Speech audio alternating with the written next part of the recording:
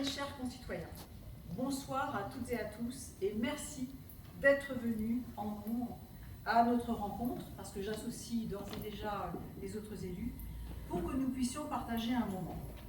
La situation est singulière puisque je viens d'être élu maire, n'ayant pas fait de campagne électorale, n'ayant pas présenté un projet, mais je viens, et je tenais à le faire parce que ça me paraît juste évident et normal, de venir à votre rencontre et de vous expliquer ce que nous voulons faire et ce que d'ores et déjà nous avons commencé à mettre en place depuis le 7 octobre, pour vous communiquer des informations essentielles et pour vous dire tout ce que nous avons, comme je viens de le dire, commencé à travailler avec mes adjoints et les autres élus. Je succède donc à Élie Otemaillou, maire démissionnaire pour raison de santé, comme je vous l'avais déjà dit dans le Béarnais, et je m'inscris d'ores et déjà dans les pas de mes prédécesseurs, à savoir comme ils ont porté haut les valeurs de justice sociale et de solidarité, et c'est des valeurs que je partage entièrement, et je leur suis profondément reconnaissante de tout ce qu'ils ont déjà mis en place pour aider la population de Biars. Bien sûr, ces valeurs, nous les portons au cœur, et nous les avons au cœur de nos principales préoccupations, et je vais vous les détailler. Parce qu'une société organisée, avancée et civilisée, ce n'est pas la jungle, mais une société qui protège les plus faibles et qui permet à toutes et à tous de bien vivre, de vivre en tout cas en bonne harmonie, et même au-delà, de favoriser ce que j'appellerais la vie bonne. Mon engagement est résolu et sincère, non seulement pour défendre bien évidemment les intérêts de la commune, mais surtout pour vous défendre et vous permettre, comme je viens de le dire, une vie sereine à Biars et un épanouissement, et je pense particulièrement aux jeunes. Ce que je suis très rapidement, pour ceux qui ne me connaissent pas, donc j'habite à Biars depuis 23 ans, j'ai été professeur, j'ai enseigné la physique-chimie, j'ai fait une carrière complète de prof, donc j'ai passé toute ma vie en quelque sorte à servir et à être auprès des jeunes, c'est un métier que j'ai adoré faire. J'ai été bien sûr également élue, ceci depuis 10 ans, donc à la commune en 2014 avec Élie Otemaillou. J'étais adjointe aux affaires scolaires. L'année d'après, il y a eu les élections cantonales, je me suis présentée comme conseillère départementale du canton Serres-et-Ségala. J'ai été élue avec Jean-Pierre Boucard, avec comme suppléant Claire Delande, maire de Gagnac, qui est depuis devenu également conseillère départementale, et Jean-Pierre avait comme suppléant Christophe Proença, qui depuis est devenu député. Puis en 2017, il y a eu les élections sénatoriales. Je me suis présentée aux élections sénatoriales, j'ai été élue, et j'ai donc exercé pendant 6 ans le mandat de sénatrice jusqu'à l'année dernière. Voilà pour mon parcours d'élu. J'ai toujours été, depuis 2014, conseillère municipale au sein du conseil municipal de Biars. Alors, bien évidemment, je vais vous parler tout de suite, parce que c'est un sujet brûlant et qui vous préoccupe au premier chef, à savoir l'augmentation de la taxe foncière. Je ne vais pas tergiverser, bien sûr. Il y a eu une augmentation que nous avons votée en conseil municipal, de façon majoritaire, bien sûr. Il y a 2 élus qui sont dans notre majorité qui ne l'ont pas voté, qui ont voté contre, mais la proposition avait été adoptée. Et je vais vous le dire en toute sincérité, nous avons augmenté le taux communal de 8 points sans voir que ça allait avoir une incidence aussi importante, c'est-à-dire une augmentation de plus de 20%, et nous l'avons subi comme vous. C'est-à-dire que nous, tous les élus, nous avons vu, et je peux vous dire qu'en gros, quand nous avons découvert nos feuilles, nous sommes dit, mais qu'est-ce que nous avons fait là? Nous sommes désolés de cela. Maintenant, c'est fait. Maintenant, on a évidemment à faire l'année prochaine de baisser. C'est évident. Cette chose a été votée au mois d'avril, donc parmi nos conseillers, les augmentations ont été entre 120 € et 600 €. Donc je pense qu'on est dans la fourchette de tout ce que vous avez subi vous aussi. Donc après, je vous expliquerai pourquoi ça a été fait, dans quel but. Peut-être pas d'être... nous, on n'avait pas mesuré l'ampleur que ça allait prendre, hein, je vous dis franchement. Et c'est pas ce que nous avons voulu. Maintenant, nous étions en dessous de la strate des communes qui sont comme la nôtre. C'est-à-dire, on avait un taux communal de 41, Et en gros, les communes de notre strate, je pense à Saint-Céré ou à Prayssac, qui est dans le sud du département, qui a à peu près le même nombre d'habitants, sont à 46. Donc nous, on est monté à 50. Donc là, on va redescendre pour se mettre à ce niveau-là. L'année prochaine, vous payerez une taxe foncière moins importante. Après, pour ce qui concerne, et je pense que vous ne le savez pas, mais il est temps que je vous dise un petit peu ce qu'il en est de la commune de Biars et des subventions qu'elle peut ou pas obtenir. Et on est quand même dans une situation très particulière à Biars. D'abord, nous sommes la seule commune du Lot qui n'a pas droit à une dotation d'État qui s'appelle la DETR, dotation d'équilibre des territoires ruraux. Donc toutes les communes y ont droit.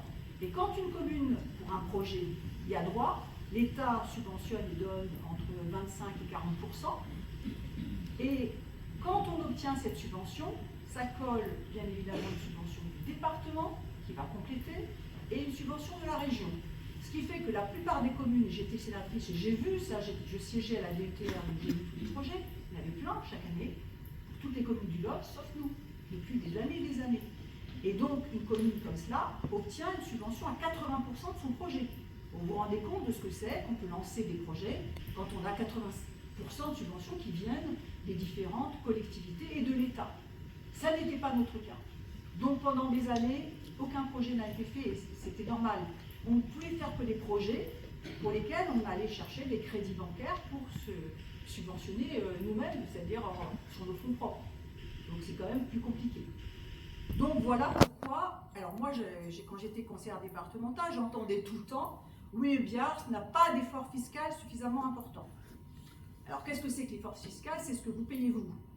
Donc vous le savez, à Biars on avait, c'était établi avant et c'était très bien, que l'effort fiscal n'était pas important, parce que par le passé on avait une richesse qui provenait de nos entreprises. Seulement entre-temps, quelque chose que vous n'avez peut-être pas bien en tête, c'est que nous sommes rentrés dans des communautés de communes. Nous sommes actuellement dans la communauté de communes de Caux-Val-d'Or, qui est tout le nord du département, dans son entier, avec Gramat, en pointe comme ça. Donc c'est ça, Caux-Val-d'Or. Nous en sommes partie prenante. Et bien sûr, comme nous avons transmis, c'était une obligation de transmettre, on a perdu des compétences. C'est-à-dire qu'on a mis en commun. Nous n'avons plus la compétence du social, c'est-à-dire la résidence autonomie, ce n'est pas nous qui gérons. Par exemple, nous n'avons plus la compétence économie, nous ne gérons plus ça. C'est Caux-Val-d'Or qui le gère. Et quand on a fait la transmission, il y a longtemps, évidemment Caux-Val-d'Or a les taxes qui proviennent de nos entreprises. Il a été décidé d'une compensation que prennent toutes les communes qui sont dans notre cas, mais qui a été calculée il y a bien longtemps. Or, les entreprises se sont développées sur notre territoire. Donc nous n'avons pas, malheureusement, la richesse qu'on pourrait espérer de la présence de nos entreprises. Alors que, et je le dis maintenant haut et fort, nous en avons tous les désagréments. La circulation, la pollution, etc. Voilà. Donc je le fais connaître haut et fort, ça, parce que jusqu'à présent, on l'a peu entendu. Voilà, donc c'est la situation de Biars. Donc c'était le moyen, évidemment, qui avait été pensé d'avoir un petit peu plus de moyens pour faire des projets. Voilà, donc on redescendra à la taxe foncière, donc comme ça je vous ai tout de suite rassuré sur le fait qu'on n'ira pas plus loin que cela et que l'année prochaine tout le monde paiera moins. Alors maintenant pour ce qui est de ce que nous allons faire, notre projet politique. Et j'emploie à dessein le mot politique, parce que politique ça n'est pas un gros mot. Et je vais prendre la définition exacte de ce terme. Qu'est-ce que ça signifie politique ? Politique, c'est tout ce qui est relatif à l'organisation, à l'exercice du pouvoir dans une société organisée. Donc voilà, c'est ce que nous faisons en tant que conseil municipal. Nous gérons les choses pour la commune, donc nous faisons de la politique. Et ceux qui vous disent qu'ils ne font pas de politique, eh bien, il faut la pire politique qui soit, c'est-à-dire qu'ils vous laissent croire qu'ils n'en font pas, alors qu'ils la font. Et que faire de la politique, c'est faire des choix. Et que c'est quelque part la noblesse de la politique, de faire des choix et de les assumer, justement. Ce que nous allons faire également. Donc notre sujet de politique, c'est la vie de la cité, celle de notre communauté de vie. Et là, ce soir, nous sommes une communauté, qui est une communauté de destin et d'intérêt. Comment voulons-nous vivre? Mais d'abord, dans quel monde vivons-nous? Quelle est notre responsabilité à toutes les problématiques qui sont les problématiques actuelles? Et que pouvons-nous faire? Le monde qui nous entoure est notre réalité. Nous ne sommes pas sur une île déserte, nous ne pouvons pas y échapper. Et donc, nous ne pouvons pas être dans le déni de ce qui est en train d'arriver. Et nous devons notamment être sensibles et vigilants à tous les courants puissants et souterrains qui traversent la société, dont nous voyons que des petites choses saillantes et que nous devons, en tant que politiques responsables, voir venir, anticiper et prévoir. Et surtout accompagner, parce que certaines choses, certains changements qui sont en train de... Il y en a beaucoup en ce moment, des changements importants dans la société, on doit les accompagner et les cadrer autant que possible. La démocratie est un projet politique toujours à construire, une quête toujours inachevée, un but, un idéal vers lequel nous devons tendre. Et si je dis cela, c'est que nous voulons instaurer avec vous toutes et vous tous une expérience démocratique inédite qui se veut une expérience pratique et, je l'espère, enthousiasmante. Que signifie habiter la même commune, autrement dit, faire communauté? Quel sens cela a-t-il? Eh bien, on va essayer d'y donner un sens réel, et ceci en vous associant.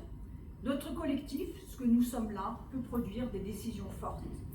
Des décisions fortes parce que nous les aurons prises ensemble. Et d'ailleurs, je vous espère nombreux à venir participer à cette expérience inédite. Concrètement, pour certaines décisions qui nous incombent pour l'instant à nous, seuls les élus, je compte vous associer et d'aller jusqu'au bout, c'est-à-dire qu'on vote ensemble et qu'on prenne la décision ensemble et nous la transférons par des délibérations définitives au conseil municipal. Alors cela consiste à créer un conseil participatif. Et si je vous parle de cela, c'est un principe que je n'ai pas inventé. Je l'ai évidemment, je m'inspire d'une expérience qui a été faite par un maire dans une commune d'Alsace, qui s'appelle Kingersheim. Le maire est Joe Spiegel, qui a instauré pendant des années ces conseils participatifs. Donc j'ai été 2 fois à des conférences qu'il avait organisées, et évidemment, maintenant que je peux en quelque sorte mettre ça en place, évidemment je trouve très intéressant de le faire, parce que ça permettra d'avoir une démocratie plus vivante. Donc on va faire comment? On va créer un conseil participatif à chaque fois qu'on aura un sujet à vous présenter. Donc, le conseil participatif, il est fait de 4 collèges. Je m'inspire de ce qu'il a fait lui. Un collège, vous, les habitants, donc un nombre d'habitants tirés au sort. On fixera pour chaque conseil participatif le nombre d'habitants nécessaire. Donc, nous, on est 19 élus. On prendra plus d'habitants que d'élus. Tiré au sort, si vous êtes tiré au sort, vous pouvez parfaitement dire non. Et si vous dites non, on ira demander à un autre habitant. Et quand on aura ce collège-là, nous, on a le collège des élus et on a le collège de nos experts internes, nos administrateurs, c'est-à-dire Nathalie Chenot qui est devant et qui filme, qui est notre directrice générale des services, qui peut nous apporter évidemment de la connaissance sur les sujets, et notamment sur les budgets, parce qu'on fera tout, hein. C'est pas seulement le projet, mais c'est après la réalisation du projet, comment c'est possible ou pas.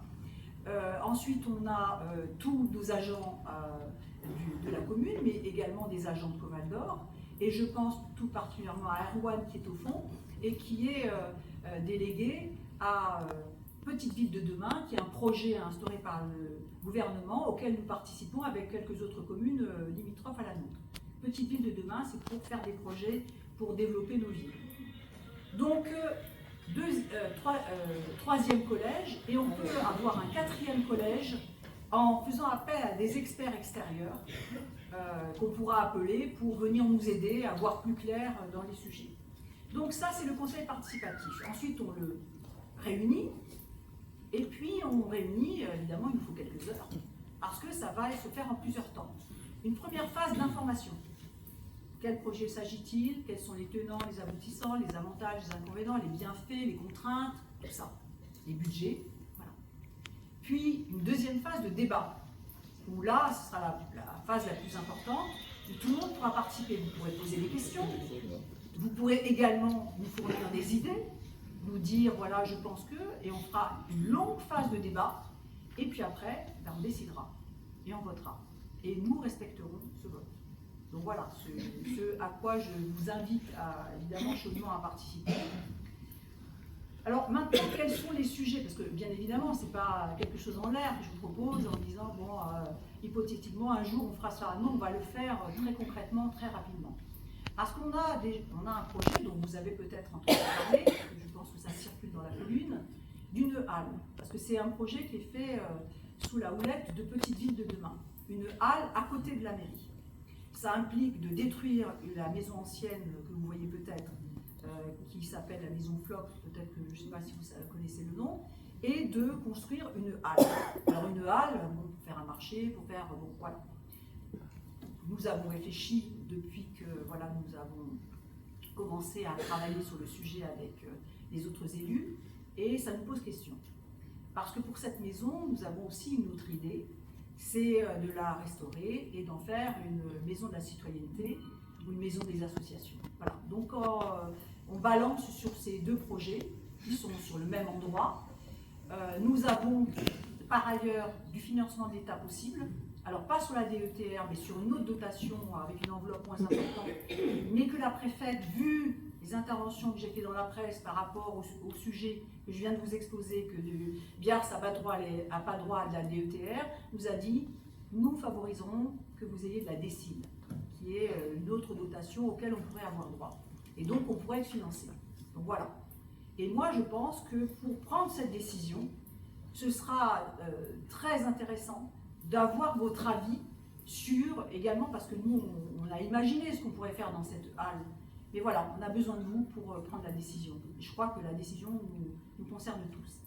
Deuxième sujet, c'est sur ce que je vous ai expliqué sur tous ces courants profonds qui traversent la société et qui sont en train de provoquer de grands changements. Je vois depuis quelque temps circuler des trottinettes à Biars. Et on a la circulation qu'on on a les voies qu'on a, les rues. Et ça me fait réfléchir. Parce que d'un côté, je vois que le danger que ça présente d'avoir... Je ne vais pas trop développer parce qu'on va le faire en conseil participatif. Le danger que ça représente, mais en même temps, je vois l'aspect vertueux. C'est la question qu'on peut se poser, est-ce qu'on doit tout laisser aux voitures? Est-ce qu'on ne doit pas se poser la question, dans notre ville, parce qu'on est une ville, de permettre peut-être ces modes de déplacement qui ne polluent pas, qui prennent moins de place et qui, d'une certaine manière, sont disponibles pour les personnes qui n'ont pas trop les moyens d'avoir une voiture notamment, et permettre à tout le monde de pouvoir se déplacer, d'aller au travail. Donc voilà, je ferme la question parce qu'il y a plein d'autres sujets. On le fera en conseil participatif de voir ce qu'on pourrait faire. Donc voilà les idées que j'ai pour l'instant, et ça va être deux conseils participatifs qui vont se mettre en place très rapidement. Celui sur la halle, évidemment, il y a une nécessité, c'est un projet qui est déjà engagé. Nous n'avons pas pris de décision. Donc voilà, peut-être le débat, ce sera très intéressant. Et puis le sujet sur la circulation dans Biars, ben également, peut-être à partir de l'année prochaine, on pourrait l'envisager. Alors après, très rapidement, puisque vous n'aviez pas été trop informés sur les projets qui se faisaient, mais évidemment, on en a quand même des projets. Il y a des projets qui sont déjà lancés, et notamment, puisque nous avons des obligations de la loi à respecter. Première chose, pour nos bâtiments communaux, nous avons des obligations à limiter l'utilisation de l'énergie, et sur les économies d'énergie.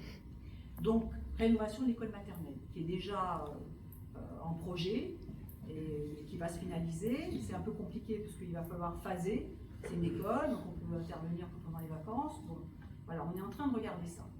Des panneaux photovoltaïques sur les bâtiments communaux. Nous sommes une commune qui n'avons pas encore de panneaux photovoltaïques. Nous devons prendre notre part de ce qu'il y a à faire sur ce sujet-là. Et notamment parce que l'autre côté, c'est que nous allons pouvoir faire des économies, parce qu'on va se mettre en autoconsommation. Et d'ailleurs, quand j'étais sénatrice et qu'on a fait la loi sur l'accélération des énergies renouvelables, bien évidemment, on a mis en place, et pour vous aussi les particuliers, plein de choses qui vous permettent de faire ça, d'installer des panneaux photovoltaïques et de nouveauté auquel on n'avait pas droit avant, d'auto-consommer. Ça vous met à l'abri quand même du prix de l'électricité. Donc voilà, ce sont des choses intéressantes et qu'on doit faire nous aussi pour la commune. Donc c'est du développement sur les énergies renouvelables qui sont pour rentrer dans le cadre de la loi, diminuer notre consommation d'énergie, produire par nous-mêmes et donc moins polluer, et ça représente ce qui peut être notre participation à la lutte contre le réchauffement climatique. Mais il y a aussi des aspects sociaux. Il existe un dispositif qui n'avait pas encore été mis en place à Biars, qui s'appelle la cantine à 1 €. Donc c'est un dispositif d'aide de l'État, pour qu'on mette, nous, des tarifs sociaux, et on est en lien avec la CAF, et j'ai 2 adjoints qui travaillent sur le sujet d'ores et déjà, pour que ce soit mis en place au 1er janvier. Qu'est-ce que ça veut dire? Que les personnes qui ont des coefficients qui le permettent pourront avoir la cantine de leurs enfants qui coûtera 70 centimes ou 1 € ou même moins. Et parce qu'on aura, nous, une subvention de l'État de 3 ou 4 €. Notre repas de cantine est à 3,50 €. Donc ça ne nous coûtera rien. Mais ça permettra aux familles, et c'est normal qu'on le mette en place, de bénéficier de cette aide et d'avoir, parce que pour certaines familles qui ont des revenus peu élevés, bien sûr que payer la cantine quand on a plusieurs enfants, ça peut être un problème. D'autre part, on va mettre en place, et ça c'était mon vœu depuis longtemps, du maraîchage communal. À savoir que nous n'allons pas vendre notre production, mais que nous mettrons notre production, qui au début ne sera pas importante, à disposition de notre cantine scolaire.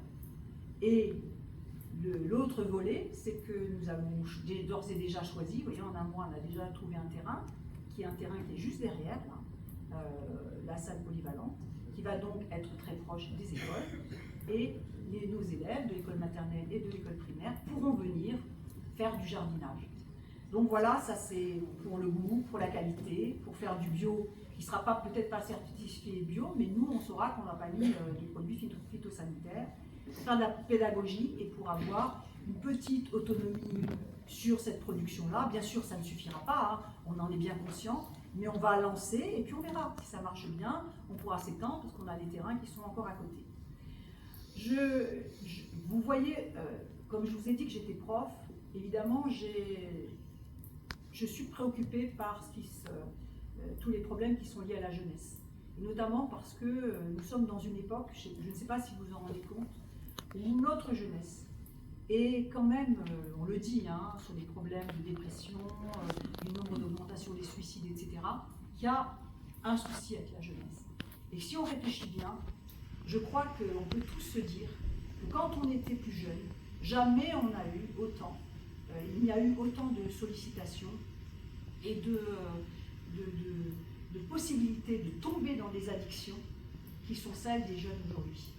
Et ils sont laissés un petit peu seuls par rapport à ça. Même si les parents font parfois des contrôles, etc., c'est jamais suffisant. Les réseaux sociaux sont tellement importants que si je vous fais la liste, vous allez prendre peur. Il y a toujours, bien sûr pour les jeunes, problème d'alcool, problème de tabac. On peut tomber dans ces addictions-là. Mais s'ajoute maintenant la pornographie en ligne, très facile d'accès. Moi, je suis intervenue au Sénat sur le sujet et j'ai découvert, lors d'une mission qui avait été faite, c'est effarant les chiffres. Des ados qui ont déjà et qui consultent régulièrement. Et la pornographie actuelle est bien plus violente que celle qui avait lieu il y a 30, 40, 50 ans. Donc c'est un souci ça, parce que ça crée des addictions aussi. Il y a les jeux vidéo en ligne, bien sûr. Il y a les jeux d'argent en ligne. Tout ça, c'est très facile d'accès, malheureusement. Et du coup, c'est trop facile, finalement, de tomber dans ces addictions-là, surtout quand les jeunes sont un petit peu mal dans leur peau et qu'ils ont recours, parce que c'est tellement facile, tout seul, dans sa chambre, avec son ordinateur et sa connexion, de pouvoir le faire. Donc voilà. Il faut bien avoir conscience qu'ils ne sont pas entièrement responsables de ce qui leur arrive, mais que nous, on a notre part de responsabilité. Et c'est pourquoi je désire qu'on fasse pour leur forger quelque chose de solide qui leur permettra d'avoir des passions en dehors de celle-ci et de pouvoir se révéler et devenir ce qu'ils doivent être avec tous les dons qu'ils peuvent avoir en eux et qui puissent se révéler. Alors il y a l'école qui est très bien, mais on peut faire plus que ça. Donc il y a un projet qui va être mené cette année à l'école primaire de chant choral avec une professionnelle du Festival de Saint-Céré qui viendra former les élèves au chant choral. C'est-à-dire une professionnelle pour chanter à plusieurs voix avec quelque chose qui, je suppose, sera magnifique à écouter. J'ai d'autres projets évidemment.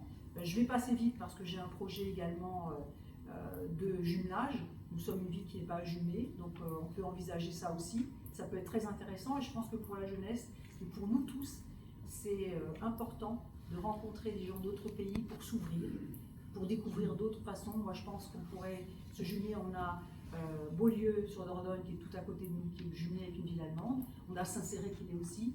Donc pourquoi pas nous? Pourquoi pas choisir une ville de notre taille avec peut-être une industrie agroalimentaire? On va chercher, peut-être on trouvera ça, et pour pouvoir avoir des échanges et s'ouvrir un petit peu, découvrir autre chose. Maintenant, plus concrètement, je termine avec un autre projet qu'on vient juste de lancer sur un panneau lumineux d'information et de communication qui sera tout proche de la mairie, tout moderne, etc., où on pourra être dans une communication fluide et qui vous permettra d'être toujours au jour de tout ce qu'on fait dans la commune.